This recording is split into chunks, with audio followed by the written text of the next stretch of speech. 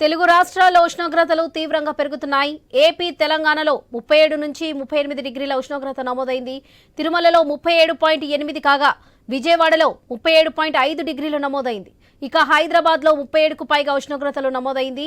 ఈ నెల నుంచి వడగాల్పులు తీవ్రత పెరిగే అవకాశం ఉందని అధికారులు హెచ్చరించారు. 2023-2024 వరుసగా అధిక ఉష్ణోగ్రతలు నమోదవుతున్నాయి. ఈ ఏడాది కూడా సూర్యతాపం కొనసాగుతుందన్న నిపుణులు అంచనా వేస్తున్నారు.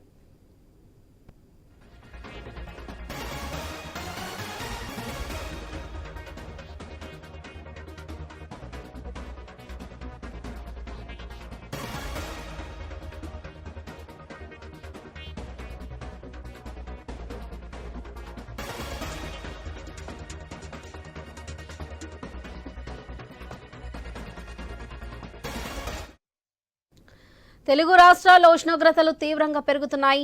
ఏపీ, తెలంగాణలో 37 నుంచి 38 డిగ్రీల ఉష్ణోగ్రత నమోదైంది.